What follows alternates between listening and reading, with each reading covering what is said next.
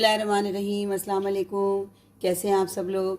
आज मैं आपको सर्दियों की सौगात सरसों का साग बनाना सिखाऊंगी। तो चलें शुरू करते हैं। पहले एक देगचे में हम सरसों का साग डाल रहे हैं। ये 2 किलो के करीब है। इसे मैंने धो के अच्छी तरह वॉश करके बारीक बारीक काट लिया है।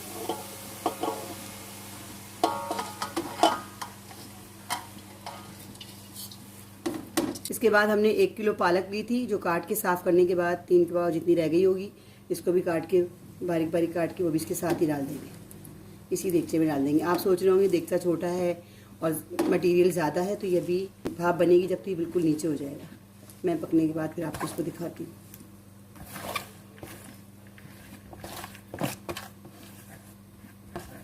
हम इसमें बाथू डालेंगे। ये भी बाथू का साग होता है।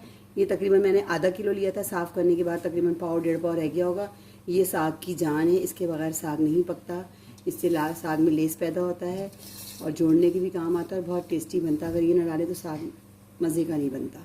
तो ये लाजमी साग में डालना पड़ता है और आप भी ज़रूर डालिएगा। और ये साग का मेन इंग्रेडिएंट है।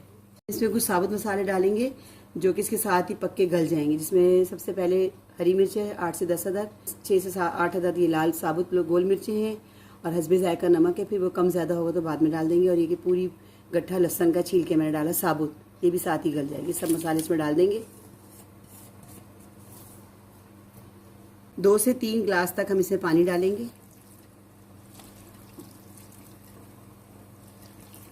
क्योंकि इसका अपना पानी भी छोड़ेगा बहुत ज़्यादा। इसलिए अभी कम डाला। कम लगा तो जब भी हमें पानी डालना होगा तो हम उबाल के पानी डालेंगे, ठंडा पानी नहीं डालेंगे।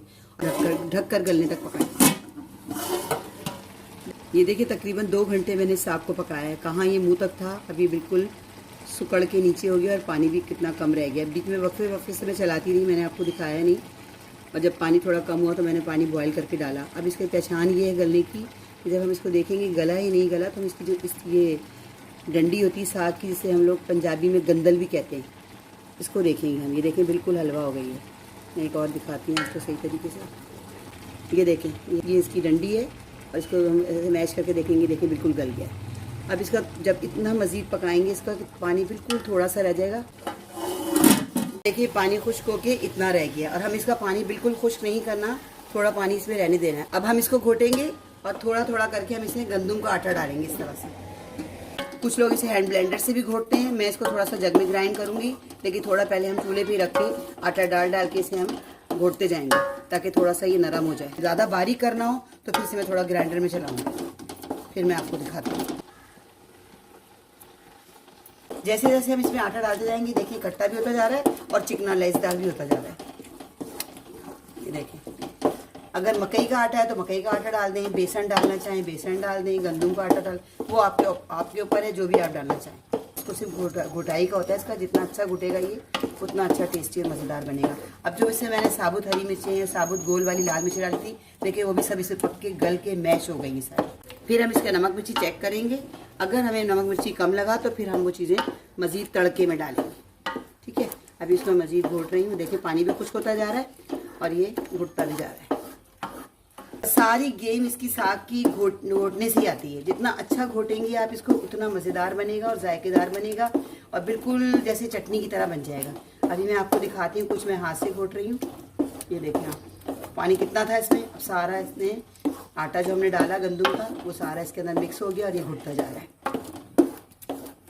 सर्दियों की सौगात है सरसों का साग, और सर्दियों में ज़्यादा आता है और सर्दियों में ज़्यादा खाया जाता है क्योंकि गर्म होता है। और पंजाबी लोगों की तो ख़ास डिश है ये। पंजाब में तो बहुत इस्तेमाल किया जाता है, सिंध में भी इस्तेमाल होता है, लेकिन मतलब जैसे पंजाबी कल्चर में ज़्यादा इस्तेमाल किया जाता है ये। पंजाबी लोग बहुत शौक़ से खाते हैं क्योंकि इसकी सबसे ज़्यादा मेहनत कटाई की, कटिंग करना, फिर घोटना। पकाना तो हर चूल्हे पर पक रहा है, लेकिन जब घुटाई करते हैं उसमें ज़्यादा टाइम लगता है, कटिंग में ज़्यादा टाइम लगता है, सफाई में बहुत ज़्यादा टाइम लगता है इसका। लेकिन बनाए बहुत मज़ेदार। और मकई की रोटी के साथ तो इसका जायका, और असली घी के साथ तड़का हो और असली घी डाल के खाएं। अगर असली घी ना हो तो मक्खन डाल के खाएं, बहुत मज़ेदार बनता है। और जिस दिन ये खाएं उस दिन वाकई सर्दी कम लगती है। आप ये आजमा के देखिएगा और बना के खा के देखिएगा। ये देखिए कितना पहले दाने दाने डंडियाँ पत्ते नज़र आ रहे थे ना, अब देखिए आहिस्ता आहिस्ता मैश होता जा रहा है। तब इसकी डंडियाँ भी ख़त्म होती जा रही हैं और पत्ते भी ख़त्म होते जा रहे हैं। बस 5 मिनट करके बंद कर रही हूँ। चूल्हा जल रहा है बिल्कुल लो फ्लेम पे घोट रही हूँ। चूल्हा बंद नहीं करना है आपने, चूल्हा हल्की आँच पे रख के और इसको घोटते जाना है। देखिए मैं इसे जग में डाल के ग्राइंड कर रही हूँ।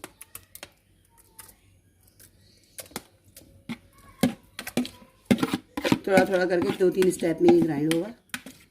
आपको ज़्यादा बारीक पसंद है, बहुत ज़्यादा मैच चटनी की तरह, तो ज़्यादा कर लें, और अगर नहीं तो थोड़ा सा ग्राइंड कर लें, थोड़ा बाकी जो घुटा हुआ उसमें मिक्स कर लें। ये देखिए मैंने ये ग्राइंड किया कि कितना बारीक चटनी की तरह मैश हो गया है। इसकी थिकनेस ये सही है साग की। सबसे पहले हम कढ़ाई में घी डालेंगे। जैसे ही घी गर्म होगा 1 टेबल स्पून क्रश अदरक, 1 टेबल स्पून लहसुन क्रश किया हुआ और 1 टेबल स्पून ही हरी मिर्ची बारीक कटी हुई डाल दी। इन सबको मिला के इसका हम तड़का लगाएंगे।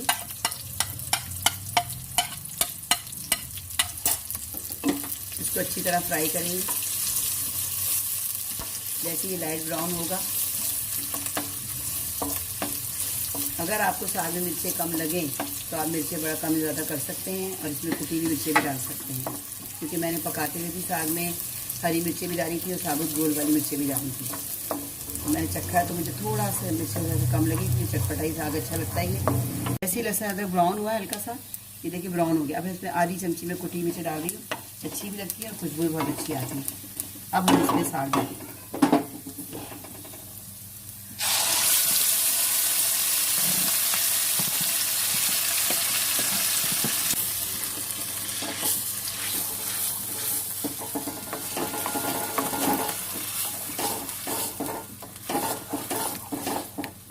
भगार में हमने घी इसलिए कम डाला है कि हम इसके ऊपर असली घी या मक्खन का इस्तेमाल करेंगे खाते वक्त, इसलिए इसमें कम घी डाला है। भगार लगाते हुए आप जितना भी चाहें, असली घी से भगार लगाना चाहें तो बेशक असली घी से लगा लें, मक्खन से लगाना चाहें तो मक्खन से लगा लें, वो आपकी मर्ज़ी पर है। और पंजाब की कोई दावत हो और उसमें साग ना हो तो नामुमकिन सी बात है।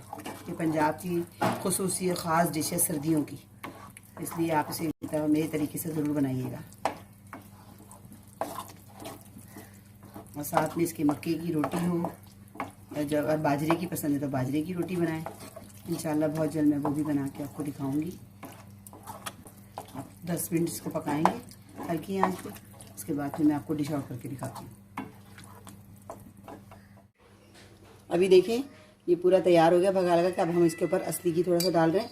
आप चाहें तो असली घी डालें, मक्खन डालें, क्योंकि इसमें घी बहुत ज़्यादा डलता है। जितना भी आप घी डालेंगे ना इसमें नज़र नहीं आएगा। और ये साग की जान है असली घी, इसके बगैर मज़ा ही नहीं आता साग खाने में। मज़ेदार सरसों का साग तैयार है, एक बार ज़रूर बनाएं। मिलते हैं नेक्स्ट वीडियो में नई रेसिपी के साथ। अल्लाह हाफिज़।